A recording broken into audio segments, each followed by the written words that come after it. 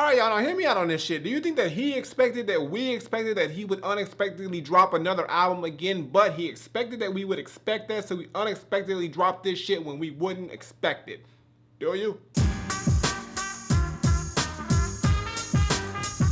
What's going on, everybody? It's the Granddad Woolly, and you are here again for another edition of Woolly Reviews Hip Hop Data. We got an album review today when we talk about the brand new album that unexpectedly just fucking dropped. Well, it wasn't unexpectedly. We knew about it for a little bit, but he just announced the shit out of nowhere like he did last time. This nigga just don't care. He don't give a fuck about build up. And he's like, I'm dropping this shit now. Like it and take it, motherfucker. This nigga's back. He dropped his new shit. He back again for the 4th time talking about the new album from J. Cole entitled For Your Eyez Only. Now, for those who don't know, J. Cole is a very dope MC out of North Carolina. He's been doing many things for many years. He's signed to Roc Nation. He's also got his own imprint called Dreamville. And he just recently went up to the big leagues and signed up with Interscope Records. And this is the first offering from that new deal that he's got. He's making crazy paper, J. Cole. He's doing big things. And this is the official follow-up to his very successful 2014 Forest Hills Drive album that apparently went platinum or double platinum with no features. Nigga, I could have did that shit. If the vanilla tape had that kind of backing, that shit would have went triple platinum. I ain't hating. I'm just saying, nigga, everybody can do it. I can do it too, shit. But he's back again now. And the thing about J. Cole, y'all, I'm just let this know right now. I am not the biggest J. Cole fan. I respect dude. I think he's talented. But there's just something about J. Cole that me and him just don't click like 100%. Like, I've listened to plenty of J. Cole's projects, mixtapes, albums. He's got some crazy songs. He's got some songs that I like. But when it comes to a full project, especially with his albums, I just never walked away from them like, yo, this shit is fucking crazy. This is the best shit in the world. I've always walked away like, yeah, some good shit on there, but man, you know, yeah, what's that? That's how I always walked away from a J. Cole project, which is why this is my first J. Cole project I've ever fucking reviewed. So I'm giving this one a shot, y'all, but I'm just letting y'all know, forewarned, J. Cole stands, don't fucking get mad at me, because I'm not a super J. Cole fan, and I may say some shit you don't like. Just take it. Don't be sensitive.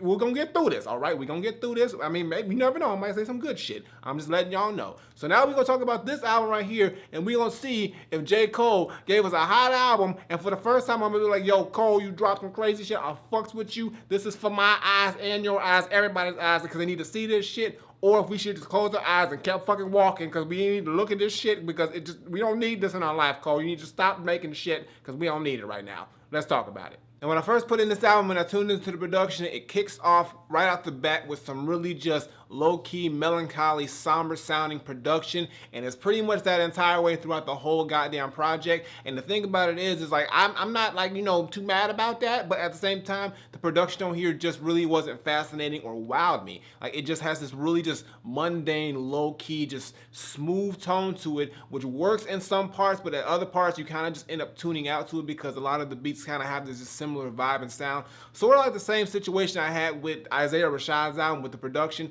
It's sort of like that on Cole's album, but not as bad. But I just found myself not really vibing with a good majority of these beats. They just weren't that memorable to me because they all sounded so similar. But I do have to say that there is some good instrumentation on these beats. I mean, you got some good piano on a few tracks on here, some nice horns on here, good drums and whatnot, good layering and good well-roundedness on the production. It's just the final product just really isn't amazing, or just, it doesn't take you too far of a place. It kind of keeps you just in the same zone, and throughout the entire project, it's like it just doesn't change or vary up enough for me to really like felt like I'm being taken on an experience. And as far as the actual producers on the album that Cole got, he got some heavy hitters on here, which is surprising, but like they just didn't come through how I thought they would have usually came through. But Cole's on here doing some production. You got Cardiac, Frank Dukes, Boy Wonder, Vinyls, Velas, Ron Gilmore, Elite, and a whole bunch of other like side niggas who like, it's a lot of them that kind of like chimed in and did little things here and there, but those are the main producers. And like I said, they all came through and they gave, I guess, Cole what he wanted. This is the vibe and the style and the sound that he wanted to go with. That's cool. It works for what his theme and his story is, but I just found that overall, when you listen to this project, it isn't really too much to take away from that face value theme,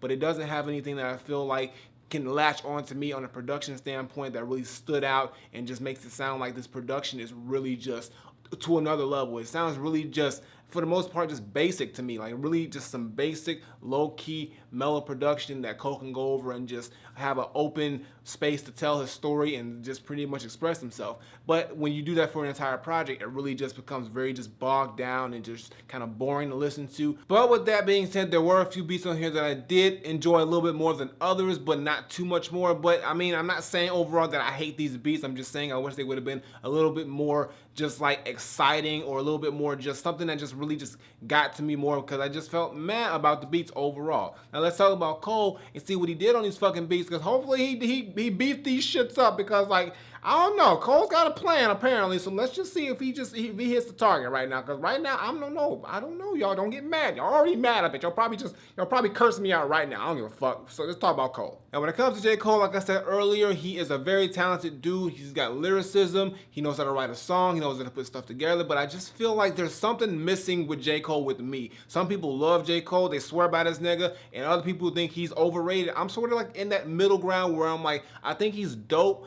but I just don't, I don't see like that greatness or that spark of greatness in him that I guess everybody else sees. But that's just me personally. I'm not fucking hating. Don't you start with me, y'all. I swear to God, y'all better not start with me. But I'm saying is like, that's how it's always been with me and J. Cole. I've liked some songs from him a lot, and there's some songs I was like, I'm good on that one, Cole, and that's how it's been. And with this album, it's more of the same with that, and that's one thing that just really frustrates me, because I really want to really love a J. Cole album, and I just can't do that shit. But what I really do appreciate about this album right here is that he has this cool, really dope concept that's going through the entire project. It's a 10-song project, very, very short and compact, but it's for a reason. He's telling the story of, well, what seems like he's talking about himself and just pretty much him going through his life. He battles things like his mortality, whether he wants to be here or not, his fame, his newfound family, his relationships, you know, people who he's been with, and you know, and all these things that goes along with it. He compacts this all into like one linear story that kind of just guides through the entire project. But the thing about it is, around the end of the album, you kind of realize that it's not necessarily about Cole directly, but it's sort of like indirectly about Cole, because he's talking about one of his friends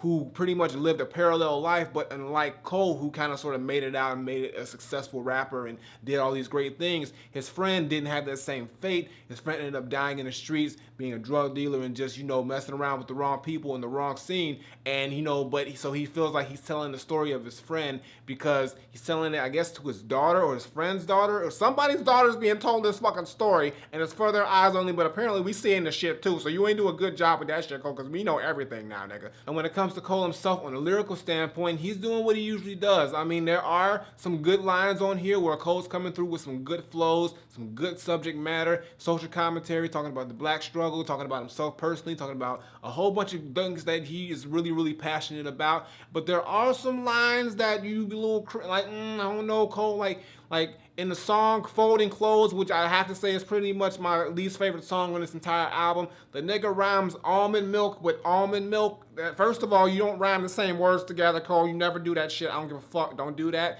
And second of all, you drinking almond milk, nigga. And he not only that, he has it with Raisin Bran. Like, nigga, Raisin Bran is one of the grossest cereals ever, nigga. The sound, nigga, I don't know what's happening with you, Cole. I don't know, but just figure it out. Figure it out, nigga. But those moments happen few and far between, and he does counter that with some really good subject matter about himself personally, or the nigga he's talking about.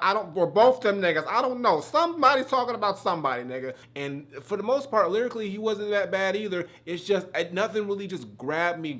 And I listened to this album a lot, y'all. Like, I was like straight up front to back. I had listened to this album like 10 times, because it's not that long. I've been playing this shit all the fucking for the past 2 days, and I've got everything I gotta get out of this album, and I've got the same result. And I think it's just because I'm not clicking with something that Cole's doing. Everything on paper looks fucking good, but when it's delivered and it's executed, it feels like it's just missing that oomph and that spark that really just would make this a really great album to me. Even though I know a lot of motherfuckers are already praising this shit, it's probably gonna go triple platinum with no features again. This nigga ain't got no features again. He don't give a fuck. He got a label of niggas, and he says, fuck that. No features again. Y'all ain't getting no publishing, none of that shit. It's all me, goddammit. Triple platinum, all the money's in my pocket, nigga. So even though I can't really vibe with Cole 100% on this album like I really wish I could or really want to, for just some fucking reason I just can't do this shit, I do see what he was doing, and I do appreciate what he's doing with the storytelling, the concepts, just what he's bringing to this album, and just how deep and personal he's really getting with these songs. Even though some of them don't come off too great, some of them just come off really average or basic, And I mean, that's just how it comes off. It sounds to me because it just really doesn't sound as dynamic or as deep as it probably should. And for some reason, it's just missing like this chunk of something. I don't know what it is, but it's just missing something, and it's apparent there to me in my fucking eyes. I see this shit, Cole. Me, those niggas may not see these stands. You got may not see the shit, but I see the shit. I'm being real. It's just something missing, nigga. And I mean, that's what it is. Now, you know I gotta give you my top 5 tracks, y'all, and this was quite difficult because it was hard for me to really peg down 5 songs that I really liked. Like I said, it's only 10 songs on this entire project, so I had to get half this shit that I really liked, and the other half I was like, meh. But I mean, in all honesty, like these 5 songs I'm gonna say, only probably like 3 of them I really liked. The other 2 were just really cool. I'm not gonna say which ones. I'm just saying like in general, but these are the ones that I enjoyed the most. So here we go. It's first one is For Whom the Bell Tolls, and then it's Immortal, and then Neighbors, and then She's Mine Part 2, and then For Your Eyez Only. All right, so let's go back into the top. So For Whom the Bell Tolls is the opening track on this entire album, and it really just sets up that real low-key sound that's gonna be throughout this entire album. But with this track, J. Cole really just starts off with a real personal tip, pretty much saying it's like, you know, do I really want to live or do I really want to die? He's really just like questioning his existence because of everything that's been going on, and he's just in a place right now where he just doesn't know if he wants to continue with life or if he just wants to check out and go up top or down bottom or somewhere, nigga, that ain't here. But it's pretty much just really Cole just like starting off with a really just a powerful statement of it's like, I don't know what I want to do. Do I want to live? Do I want to die? And this is the reason why I'm saying this shit. And he's just really just going in depth and really deep. And from face value, when you listen to it, you really think it's Cole talking about himself, but it could be Cole talking about his friend, or it could be Cole talking about both of them. You never know, because it's parallel shit. I don't fucking know, but he's talking about somebody. So we just gonna say he's talking about himself, goddammit. And overall, I gotta say, just like how Cole executed this track, he did a good job with it, and it really just establishes what this album is gonna be, like I said before. So definitely check out the shit. It's a dope one. The next track is Immortal, and this is kind of where, if you listen to the album enough times, you kind of figure out that he's pretty much talking about somebody else now, or it could be him, but he's pretty much saying is that real niggas don't die.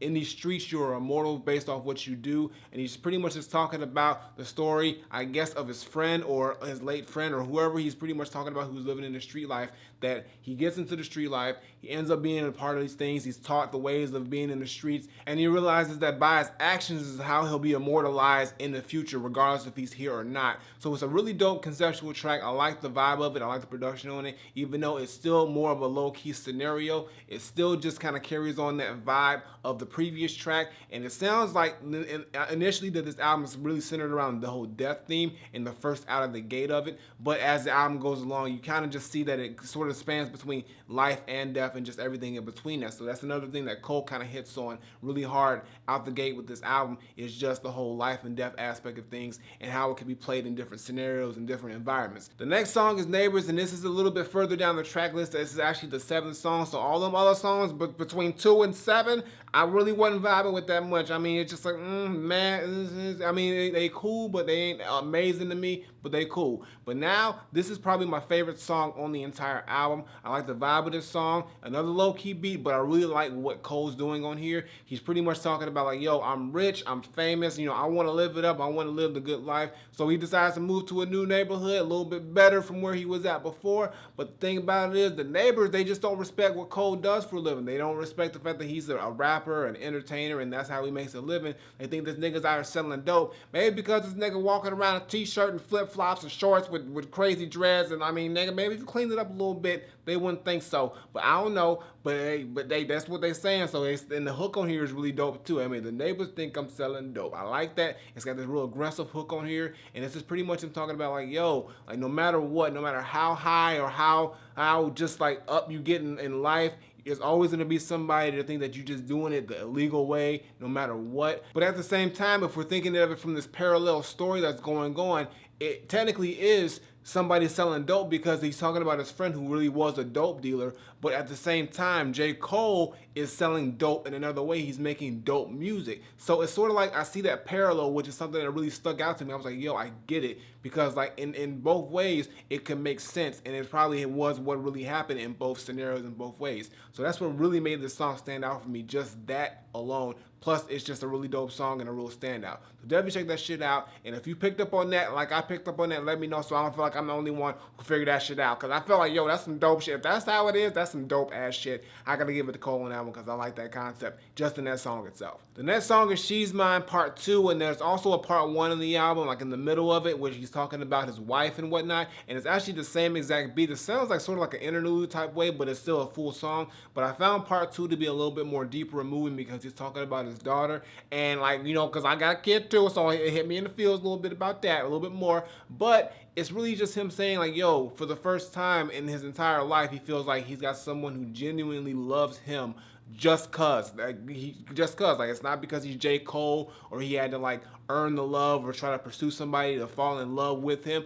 Like right off the bat, he knows that his daughter loves him and he loves his daughter, and that's like off the bat, straight up. There's nothing, no funniness about it, and it makes him feel like life is worth living. It makes him feel special. And at the same time, if we going back to this parallel story, if you're talking about the dude who he's talking about, same way, he's living in these streets. He feels like, you know, he shouldn't be doing this anymore, but his daughter gives him a reason to feel like, okay, he has something better in life to do than these things in the streets. So I can see both the parallels. These parallels come in so well with this concept, with these stories and things he's talking about. So it really is a standout track just off that. But listen to She's Mine Part 1. That's the dope one too, but I like Part 2 a little bit better just based off the fact of that. So check that shit out. Check both parts out because it'll make more sense, but it's really a dope track. And the last song is For Your Eyez Only, and this is the title track and the closing track of the entire album. And this is the track where we pretty much figure out that, yo, Cole's not talking about Cole exactly. He's also talking about his friend who went through this entire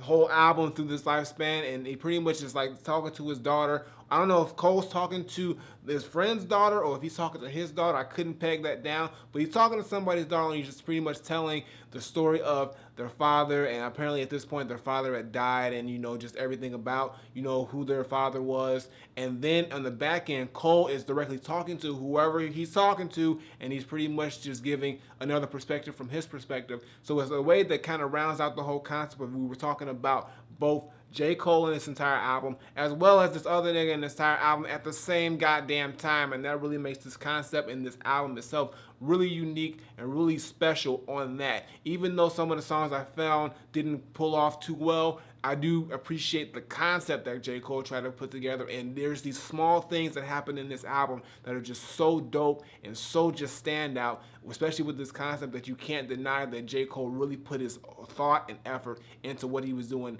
in this 10-song album, and it's something that needs to be really just showcased because it is a very, very ingenious way to kind of tell two stories at the same time. But that's my top 5, y'all. But overall, I gotta say that with this J. Cole album, it's another situation where it's an album that I didn't hate, but I didn't love, but I do appreciate. And that's kind of like the whole thing that comes with J. Cole with me. I appreciate all the work he puts in, the success he's had, and the things he's done, especially on this album with the concept. But the production on here is just really lacking to me. Some songs I just can't get with, like Folding Clothes or Vow Mentality, where he tries to do the whole singing thing. I'm not too much of the J. Cole singing fan, but I mean, there are other songs on here, like my top 5 that I said that really do stand out, and it's just an album that I think has its charm in what it does. And there are some people who are going to absolutely love this album. There's going to be some people who absolutely hate this album. There's going to be some people like me who just are in the middle with this album, where I think it's just an average album with a really good concept. So my final verdict, I'm not saying that J. Cole For Your Eyez Only is an album that really has a good concept behind it and some decent flows and whatnot, but suffers from very bland production overall, and just something that just is missing overall, just like